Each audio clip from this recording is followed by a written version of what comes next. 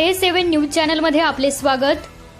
HMS प्रणालीवर गंभीर आरोप, ऑफलाईन प्रवेशाची मागणी, महाआयटीवर अॅट्रॉसिटी कायद्यानुसार कारवाई करा, विराट लोकमंचचे जिल्हाधिकाऱ्यांना निवेदन। सामाजिक न्याय विभागाच्या हॉस्टेल मॅनेजमेंट सिस्टीममधील तांत्रिक घोटाळ्यामुळे SC आणि VJNT विद्यार्थ्यांचे प्रवेश रखडले आहेत। विराट राष्ट्रीय लोकमंचने या प्रकरणी जिल्हाधिकाऱ्यांकडे तक्रार देऊन ऑफलाईन प्रवेश सुरू करण्याची आणि महाआयटीवर कारवाईची मागणी केली आहे। सामाजिक न्याय विभागाच्या हॉस्टेल मॅनेजमेंट सिस्टीममुळे राज्यातील हजारो विद्यार्थ्यांचे प्रवेश रखडले आहेत। या प्रकरणी विराट राष्ट्रीय लोकमंचने या प्रकरणी जिल्हाधिकाऱ्यांना निवेदन दिले। त्यांचा आरोप आहे की मागील 2 वर्षांपासून हे पोर्टल ठप्प आहे। नेट कॅफेवाले अर्ज घेण्यास नकार देत आहे।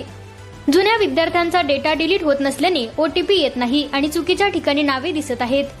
त्यामुळे पालक आपल्या मुलांना गावातच शिकवण्याचा निर्णय घेत आहेत। संघटनेने आरोप केला आहे की ऑफलाईन प्रवेश देऊन नंतर फक्त एक एक्सेल शीट अपलोड करून शासनाची दिशाभूल करण्यात आली। त्यांनी महाआयटीवर अॅट्रॉसिटी कायद्यानुसार कारवाई आणि कोट्यवधी निधीची वसुली करण्याची मागणी केली आहे। तसेच उच्च न्यायालयाने सुओ मोटू दखल घेऊन तात्काळ ऑफलाईन प्रवेश सुरू करावेत अशीही मागणी करण्यात आली। विद्यार्थ्यांच्या भविष्याचा प्रश्न असल्याने प्रशासनाने यावर तातडीने निर्णय घेणे गरजेचे आहे। A7 न्यूज चॅनलसाठी अनिस अहमद, हिंगोली।